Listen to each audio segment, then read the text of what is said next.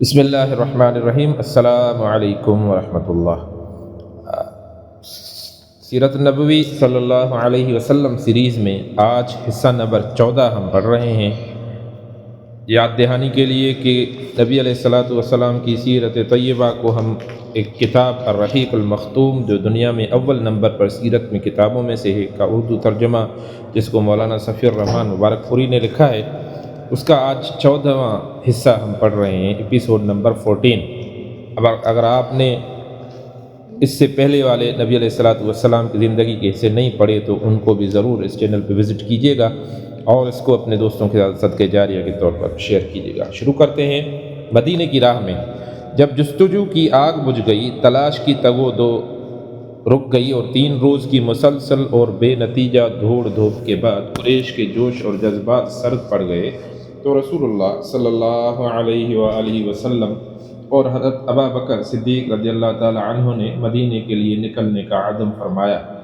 عبداللہ بن عریقۃ لیثی سے، جو صحرائی و بیابانی راستوں کا ماہر تھا، پہلے ہی اجرت پر مدینہ پہنچانے کا معاملہ طے ہو چکا تھا۔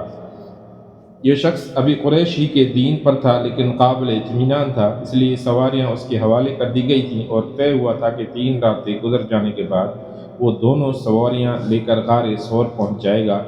چنانچہ دوشنبہ کی رات، جو ربیع الاول سن 1 ہجری کی چاند رات تھی، مطابق 16 ستمبر 622،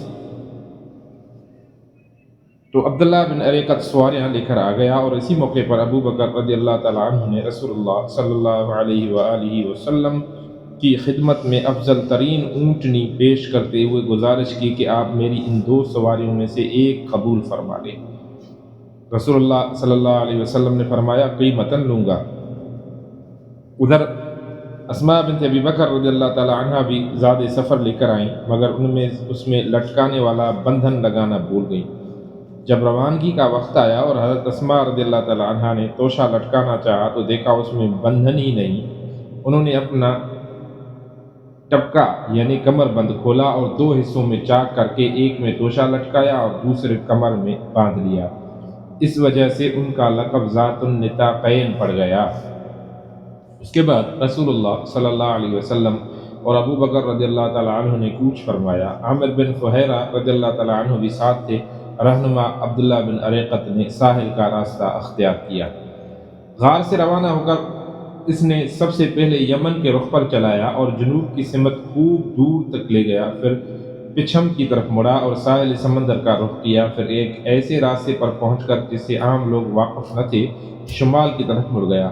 یہ راستہ ساحل بحر احمر کے قریب ہی تھا اور اس پر شاذ و نادر ہی کوئی چلتا تھا۔ رسول اللہ صلی اللہ علیہ وسلم اسی راستے میں جن مقامات سے گزرے، ابن اسحاق ان کا تذکرہ کیا ہے۔ وہ کہتے ہیں کہ جب رہنما آپ دونوں کو ساتھ لے کر نکلا تو زیری مکہ سے لے چلا اور پھر ساحل کے ساتھ چلتا ہوا زیری نے عصفان سے راستہ کاٹا، پھر زیری نے امج سے گزرتا ہوا آگے بڑھا اور قدید پار کرنے کے بعد پھر راستہ کاٹا اور وہیں سے آگے بڑھتا ہوا خرار سے گزرا، پھر ثنیت المرا سے، پھر لقب سے، پھر بیابان سے لقب سے گزرا، پھر مجاح کے بیابان میں پہنچا اور وہاں سے ہو کر پھر مجاح کے موڑ سے گزرا، پھر ذوالغذوین کے موڑ کے نشیب میں چلا، پھر ذی کشر کی وادی میں داخل ہوا، پھر جداجت کا رخ کیا، پھر اجرت پہنچا اور اس کے بعد بیابان تہن کے اطراف کی وادی ذو سلم سے گزرا، وہاں سے ابا بیت اور اس کے بعد فاجہ کا رخ کیا، پھر عرج میں اترا، پھر رقوبہ کے داہنے ہاتھ ثنیت الاعر میں چلا، یہاں تک کہ وادی رام میں اترا اور اس کے بعد قبا پہنچ گیا۔ آئیے اب اس راستے کے چند واقعات بھی سنتے ہیں۔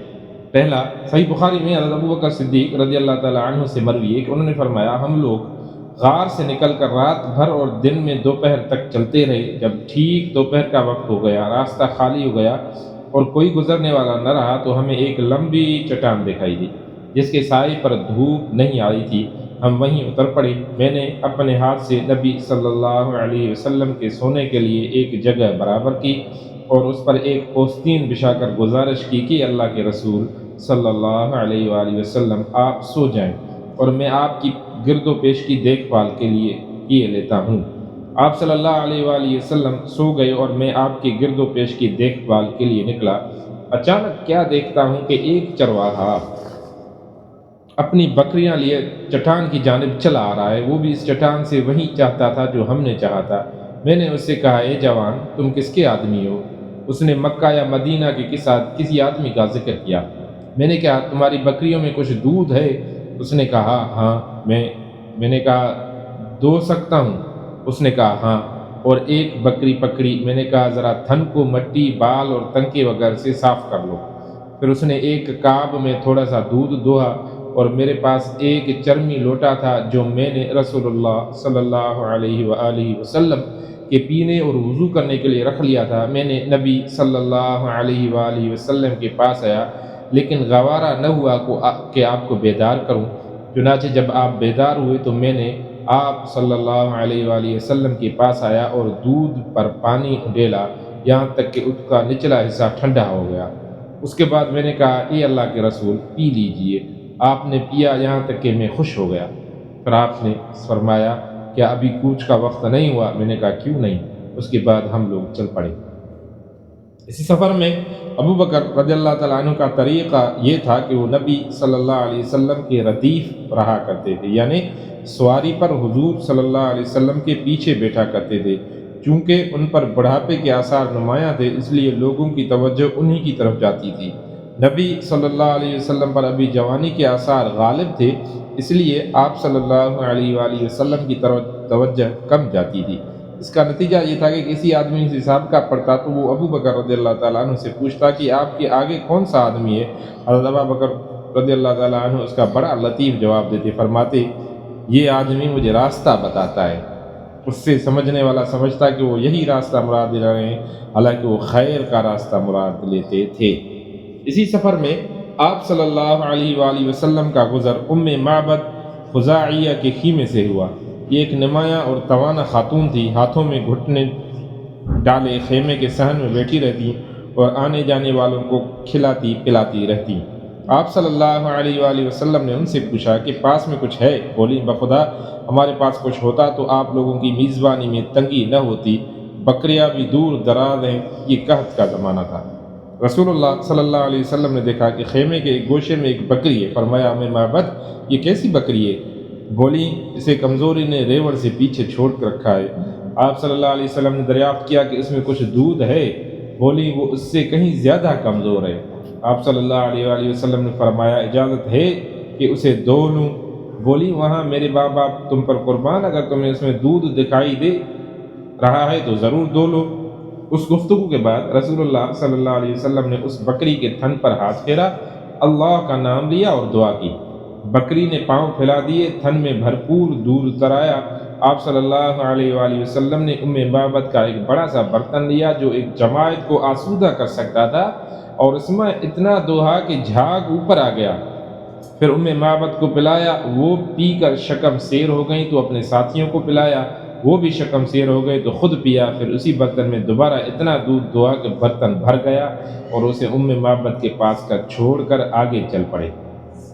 تھوڑی دیر گزری تھی کہ ان کے شوہر ابو معبد اپنی کمزور بکریوں کو جو دبلے پن کی وجہ سے مریل چال چل رہی تھی ہانکتے ہوئے آپ پہنچے۔ دودھ دیکھا تو حیرت میں پڑ گئے، پوچھے، تمہارے پاس کہاں سے آیا؟ جب بکریاں دودھ دراز تھیں اور گھر میں دودھ دینے والی بکری نہ تھی، بولی، بخدا کوئی بات نہیں سوائے اس کے کہ ہمارے پاس ایک بابرکت آدمی گزرا جس کی ایسی اور ایسی بات تھی اور یہ حال تھا۔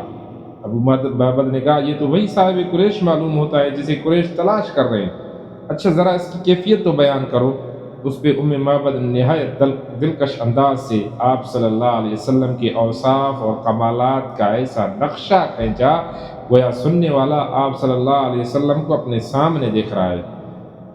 کتاب کے اخیر میں یہ اوصاف درج کیے گئے ہیں۔ یہ اوصاف سن کر ابو معبد نے کہا، واللہ یہ تو وہی صاحب قریش ہے۔ اس کے بارے میں لوگوں نے قسم کی باتیں بیان کی ہیں۔ میرا ارادہ ہے کہ آپ صلی اللہ علیہ وسلم کی رفاقت اختیار کروں، اور کوئی راستہ ملا تو ایسا ضرور کروں گا۔ ادھر مکے میں ایک آواز ابھری جسے لوگ سن رہے تھے مگر اس کا بولنے والا دکھائی نہیں پڑ رہا تھا۔ آواز یہ تھی، عربی ہے اور اس کا ترجمہ ہے کہ اللہ رب العرش ان دو رفیقوں کو بہترین جزا دے جو معبد کے خیمے میں نازل ہوئے، وہ دونوں خیر کے ساتھ اترے اور خیر کے ساتھ روانہ ہوئے، اور جو محمد صلی اللہ علیہ وسلم کا رفیق ہوا وہ کامیاب ہوا۔ ہائے قصہ، اللہ نے اس کے ساتھ کتنے بے نظیر کارنامے اور سرداریاں تم سے سمیٹ لیں۔ بنو کعب کو ان کی خاتون کی قیام گاہ اور مومنین کی نگہداشت کا پڑاؤ مبارک ہو۔ تم اپنی خاتون سے اس کی بکری اور برتن کے متعلق پوچھو، تم اگر خود بکری سے پوچھو گے تو وہ بھی شہادت دے گی۔ حضرت اسماء رضی اللہ تعالیٰ عنہ کہتی ہیں کہ ہمیں معلوم نہ تھا کہ رسول اللہ صلی اللہ علیہ وسلم نے کدھر کا رخ فرمایا ہے کہ ایک جن زیر مکہ سے یہ اشعار پڑھتا ہوا آیا۔ لوگ اس کے پیچھے بھی چل رہے تھے، اس کی آواز سن رہے تھے لیکن خود اسے نہیں دیکھ رہے تھے، یہاں تک کہ وہ بالائی مکہ سے نکل گیا۔ وہ کہتی ہیں کہ جب ہم نے اس کی بات سنی تو ہمیں معلوم ہوا کہ رسول اللہ صلی اللہ علیہ وآلہ وسلم نے کدھر کا رخ فرمایا ہے، یعنی آپ کا رخ مدینہ کی جانب ہے۔ راستے میں سراقہ بن مالک نے تعاقب کیا اور اس واقعے کو خود سراقہ نے بیان کیا ہے۔ وہ کہتے ہیں کہ میں اپنی قوم بنی مدلج کی ایک مجلس میں بیٹھا تھا کہ اتنے میں ایک آدمی آ کر ہمارے پاس کھڑا ہوا اور ہم بیٹھے تھے۔ اس نے کہا، اے سراقہ، میں نے ابھی ساحل کے پاس چند افراد دیکھے، میرا خیال ہے کہ یہ محمد صلی اللہ علیہ وآلہ وسلم اور ان کے ساتھی ہیں۔ سراقہ کہتے ہیں کہ میں سمجھ گیا کہ یہ وہی لوگ ہیں، لیکن میں نے اس آدمی سے کہا کہ یہ وہ لوگ نہیں ہیں، بلکہ تم نے فلاں اور فلاں کو دیکھا ہے جو ہمارے آنکھوں کے سامنے گزر کر گئے ہیں۔ پھر میں مجلس میں کچھ دیر تک ٹھہرا رہا، اس کے بعد اٹھ کر اندر گیا اور اپنی لونڈی کو حکم دیا کہ وہ میرا گھوڑا نکالے اور ٹیلے کے پیچھے روک کر میرا انتظار کرے۔ ادھر میں نے اپنا نیزہ لیا اور گھر کے پچھواڑے سے باہر نکلا۔ لاٹھی کا ایک سر زمین پر گھسیٹ رہا تھا اور دوسرا اوپری سر نیچے کر رکھا تھا۔ اس طرح میں اپنے گھوڑے کے پاس پہنچا اور اس پر سوار ہو گیا۔ میں نے دیکھا کہ وہ حسب معمول مجھے لے کر دوڑ رہا ہے، یہاں تک کہ میں ان کی قریب آ گیا۔ اس کے بعد گھوڑا مجھ سمیت پھسلا اور میں اس سے گر گیا۔ میں اٹھ کر ترکش کی طرف ہاتھ بڑھایا اور پھانسے کے تیر نکال کر یہ جاننا چاہا کہ میں انہیں ضرر پہنچا سکوں گا یا نہیں، تو وہ تیر نکلا جو مجھے ناپسند تھا، لیکن میں نے تیر کی نافرمانی کی اور گھوڑے پر سوار ہو گیا اور وہ مجھے لے کر دوڑنے لگا، یہاں تک کہ جب میں رسول اللہ صلی اللہ علیہ وسلم کی قرات سن رہا تھا اور آپ التفات نہیں فرماتے تھے، جبکہ ابو بکر بار بار مڑ کر دیکھ رہے تھے، تو میرے گھوڑے کے اگلے دونوں پاؤں زمین میں دھنس گئے، یہاں تک کہ گھٹنوں تک جا پہنچے اور میں اس سے گر گیا۔ پھر میں نے اسے ڈانٹا تو اس نے اٹھنا چاہا، لیکن وہ اپنے پاؤں بمشکل نکال سکے۔ بہرحال جب وہ سیدھا کھڑا ہوا تو اس کے پاؤں کے نشان سے آسمان کی طرف دھوئیں جیسا غبار اڑ رہا تھا۔ میں نے پھر پھانسے کے تیر سے قسمت معلوم کی اور پھر وہی تیر نکلا جو مجھے ناپسند تھا۔ اس کے بعد میں نے امان کے ساتھ انہیں پکارا تو وہ لوگ ٹھہر گئے اور میں اپنے گھوڑے پر سوار ہو کر ان کے پاس پہنچا۔ جس وقت میں ان کے سے روک دیا گیا، اسی وقت میرے دل میں یہ بات بیٹھ گئی کہ رسول اللہ صلی اللہ علیہ وسلم کا معاملہ غالب آ کر رہے گا۔ چنانچہ میں نے آپ صلی اللہ علیہ وآلہ وسلم سے کہا کہ آپ صلی اللہ علیہ وسلم کی قوم نے آپ صلی اللہ علیہ وآلہ وسلم کے بدلے دیت کا انعام رکھا ہے، اور ساتھ ہی میں نے لوگوں کے عزائم سے آپ صلی اللہ علیہ وآلہ وسلم کو آگاہ کیا اور توشہ اور ساز و سامان کی بھی پیشکش کی، مگر انہوں نے میرا کوئی سامان نہیں لیا اور مجھ سے کوئی سوال کیا اور نہ ہی مجھ سے کوئی سوال کیا، صرف اتنا کہا کہ ہمارے متعلق رازداری برتنا۔ میں نے آپ صلی اللہ علیہ وآلہ وسلم سے گزارش کی کہ آپ مجھے پروانہ امن لکھ دیں۔ آپ صلی اللہ علیہ وسلم نے عامر بن فہیرہ کو حکم دیا اور انہوں نے چمڑے کے ایک ٹکڑے پر لکھ کر میرے حوالے کر دیا۔ پھر رسول اللہ صلی اللہ علیہ وسلم آگے بڑھ گئے۔ اس واقعے سے متعلق خود ابو بکر رضی اللہ تعالیٰ عنہ کی بھی ایک روایت ہے۔ ان کا بیان ہے کہ ہم لوگ روانہ ہوئے تو قوم ہمیں تلاش میں تھی، مگر سراقہ بن مالک بن جعشم کے سوا جو اپنے گھوڑے پر آیا تھا اور کوئی ہمیں نہ پا سکا۔ میں نے کہا، اے اللہ کے رسول، یہ پیچھا کرنے والا ہمیں آ لینا چاہتا ہے۔ آپ صلی اللہ علیہ وسلم نے فرمایا، لا تحزن ان اللہ معنا، غم نہ کرو، اللہ ہمارے ساتھ ہے۔ بہرحال سراقہ واپس ہوا تو دیکھا کہ لوگ تلاش میں سرگرداں ہیں۔ کہنے لگا، ادھر کی فوج خبر لے چکا ہوں، یہاں تمہارا جو کام تھا وہ کیا جا چکا ہے۔ اس طرح لوگوں کو واپس لے گئے، یعنی دن کے شروع میں تو چڑھا آ رہا تھا اور آخر میں پاسبان بن گیا۔ پانچواں واقعہ راستے میں نبی صلی اللہ علیہ وسلم کو بریدہ اسلمی ملے۔ یہ اپنی قوم کے سردار تھے اور قریش نے جس زبردست انعام کا اعلان کیا تھا اس کی لالچ میں نبی صلی اللہ علیہ وآلہ وسلم اور ابو بکر صدیق رضی اللہ تعالی عنہ کی تلاش میں نکلے تھے، لیکن جب رسول اللہ صلی اللہ علیہ وآلہ وسلم سے سامنا ہوا اور بات چیت ہوئی تو نقد دل دے بیٹھے اور اپنے قوم کے 70 آدمیوں سمیت وہیں مسلمان ہو گئے۔ پھر اپنی پگڑی اتار کر نیزے باندھ لی، نیزے سے جس کا سفید فریرہ ہوا میں لہراتا اور بشارت سناتا تھا کہ امن کا بادشاہ، صلح کا حامی، دنیا کو عدالت اور انصاف سے بھرپور کرنے والا تشریف لا رہا ہے۔ چھٹا راستے میں نبی صلی اللہ علیہ وآلہ وسلم کو حضرت زبیر بن عوام رضی اللہ تعالیٰ عنہ ملے۔ یہ مسلمانوں کے ایک تجارت پیشہ گروہ کے ساتھ ملک شام سے واپس آ رہے تھے۔ حضرت زبیر نے رسول اللہ صلی اللہ علیہ وسلم اور ابو بکر صدیق رضی اللہ تعالیٰ عنہ کو سفید پارچہ جات پیش کیے۔ قباء میں تشریف آوری۔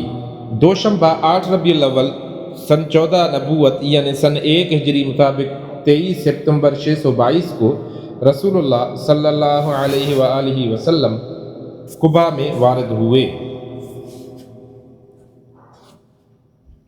حضرت عروہ بن زبیر رضی اللہ تعالیٰ عنہ کا بیان ہے کہ مسلمانان مدینہ نے مکہ سے رسول اللہ صلی اللہ علیہ وآلہ وسلم کی روانگی کی خبر سن لی تھی، اس لیے لوگ روزانہ صبح حرہ کی طرف نکل جاتے اور آپ صلی اللہ علیہ وسلم کی راہ تکتے رہتے۔ جب دوپہر کو دھوپ سخت ہو جاتی تو واپس چلے آتے۔ ایک روز طویل انتظار کے بعد لوگ اپنے گھروں کو پہنچ چکے تھے کہ ایک یہودی اپنے کسی ٹیلے پہ کچھ دیکھنے کے لیے چڑھا۔ کیا دیکھتا ہے کہ رسول اللہ صلی اللہ علیہ وسلم اور آپ کے رفقا سفید کپڑوں میں ملبوس جن سے چاندنی جھٹک رہی تھی تشریف لا رہے ہیں۔ انہوں نے بے خود ہو کر نہایت بلند آواز سے کہا، عرب کے لوگوں، یہ رہا تمہارا نصیب جس کا تم انتظار کر رہے تھے۔ یہ سنتے ہی مسلمان ہتھیاروں کی طرف دوڑ پڑے اور ہتھیار سج دھج کر استقبال کے لیے امٹ پڑے۔ ابن قیم کہتے ہیں کہ اس کے ساتھ ہی بن عمرو بن عوف ساکنان قباء میں شور بلند ہوا اور تکبیر سنی گئی۔ مسلمان آپ صلی اللہ علیہ وسلم کی آمد کی خوشی میں نعرہ تکبیر بلند کرتے ہوئے استقبال کے لیے نکل پڑے۔ پھر آپ صلی اللہ علیہ وسلم سے مل کر تحیہ نبوت پیش کیا اور گرد و پیش پروانوں کی طرح جمع ہو گئے۔ اس وقت آپ صلی اللہ علیہ وسلم پر سکینت چھائی ہوئی تھی اور یہ وحی نازل ہو رہی تھی، فَإِنَّ اللَّهَ هُوَ مَوْلَاهُ وَجِبْرِيلُ وَصَالِحُ الْمُؤْمِنِينَ وَالْمَلَائِكَةُ بَعْدَ ذَلِكَ ظَهِيرٌ۔ اللہ آپ کا مولا ہے اور جبریل علیہ السلام اور صالح مومنین بھی، اور اس کے بعد فرشتے آپ کی مددگار ہیں۔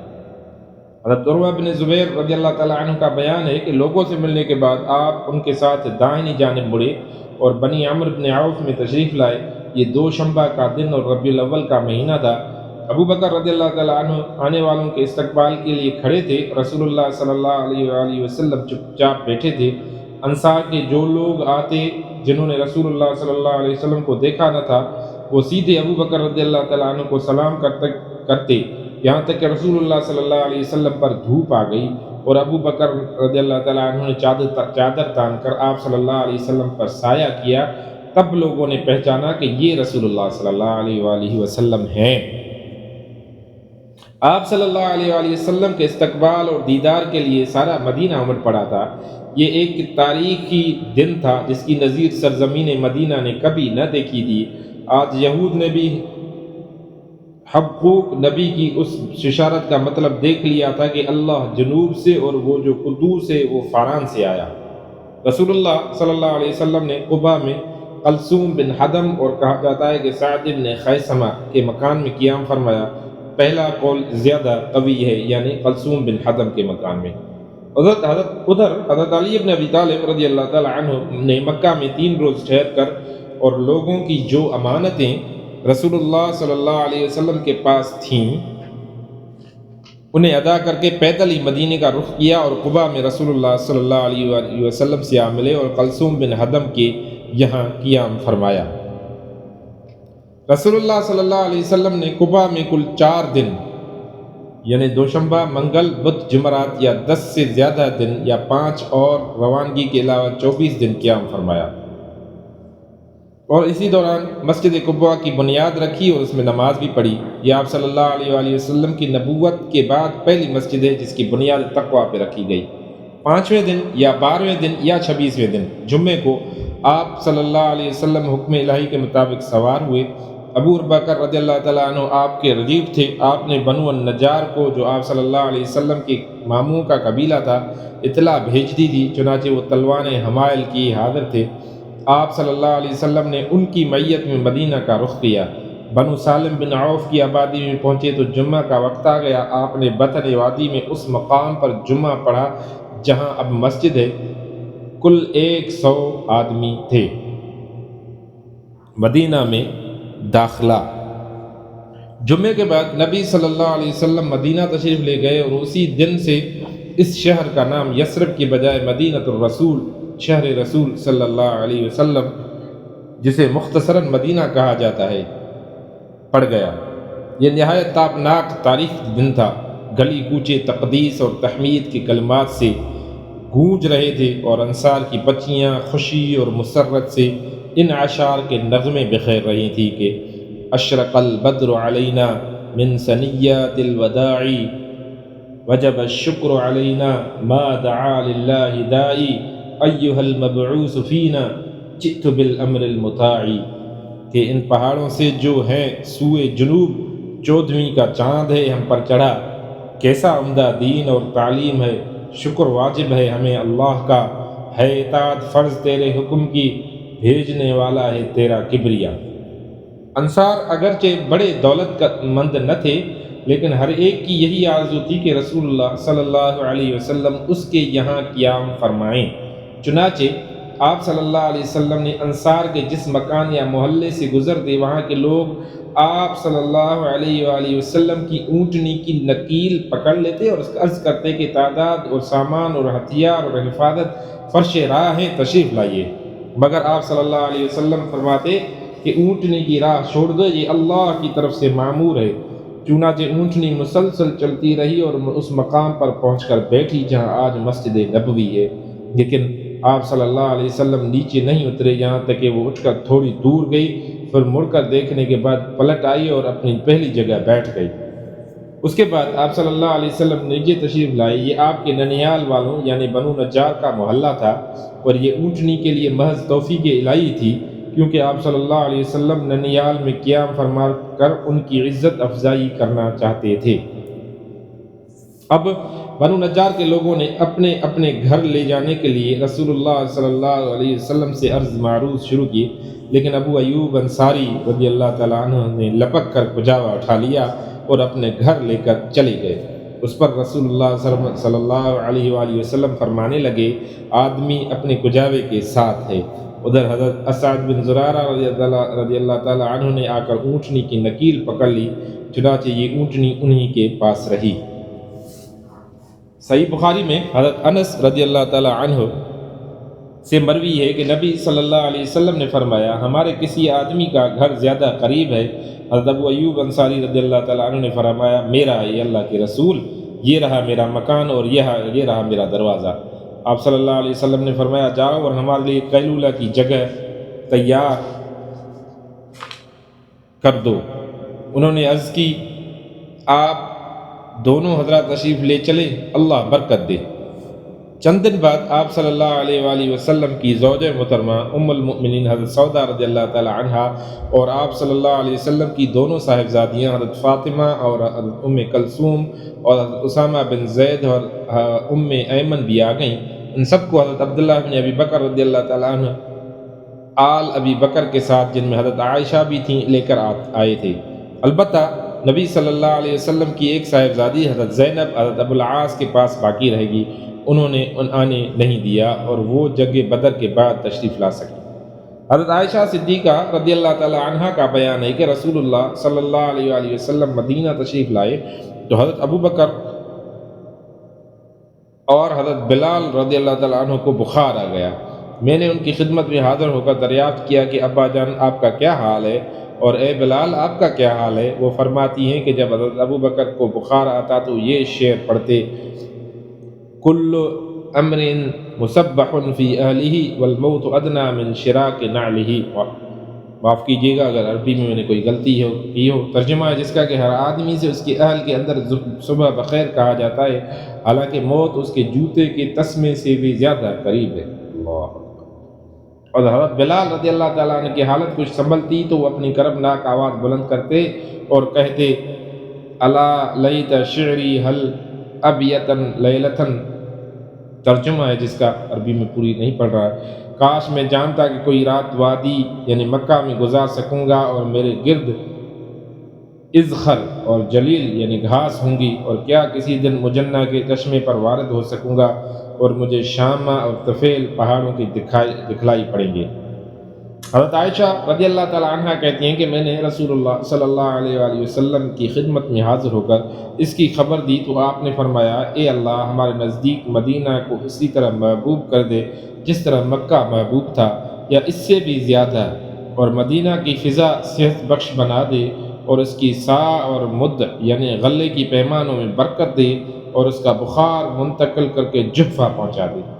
اللہ نے آپ صلی اللہ علیہ وسلم کی دعا سن لی اور حالات بدل گئے۔ یہاں تک حیات طیبہ کی ایک قسم اور اسلامی دعوت کے ایک دور یعنی مکی دور پورا ہوا چاہتا ہے۔ آگے مدنی دور کی شروعات ہے کہ مدنی عہد کے 3 مرحلوں پر تقسیم کیا جا سکتا ہے۔ پہلا مرحلہ جس میں فتنے اور اضطراب برپا کیے گئے، اندر سے رکاوٹیں کھڑی کر دی گئیں اور باہر سے دشمنوں نے مدینہ کو صف ہستی سے مٹانے کے لیے چڑھائیاں کی۔ یہ مرحلہ صلح حدیبیہ یعنی ذی-قعدہ 6 ہجری پر ختم ہو جاتا ہے۔ دوسرا مرحلہ جس میں بت پرستی قیادت کے ساتھ صلح ہوئی، یہ فتح مکہ رمضان 8 ہجری پر منتہی ہوتا ہے۔ یہی مرحلہ شاہان عالم کو دعوت دین پیش کرنے کا بھی ہے۔ تیسرا مرحلہ جس میں خلقت جو ہے وہ اللہ کے دین میں فوج در فوج داخل ہوئی، یہی مرحلہ مدینہ میں قوموں اور قبیلوں کے وفود کی آمد کا بھی مرحلہ ہے۔ یہ مرحلہ رسول اللہ صلی اللہ علیہ وسلم کے حیات مبارکہ کا اخیر یعنی ربیع الاول سن 11 ہجری تک محیط ہے۔ دوستو، یہاں تک مکے کا سفر نبی علیہ الصلوۃ والسلام کا جو دور تھا وہ ختم ہوا۔ انشاءاللہ اسی ایپیسوڈ کو یہاں پر ختم کرتے ہیں۔ اگلے 15ویں حصے میں انشاءاللہ ہم نبی علیہ الصلوۃ والسلام کا جو مدنی دور شروع ہوتا ہے وہ اسٹارٹ کریں گے۔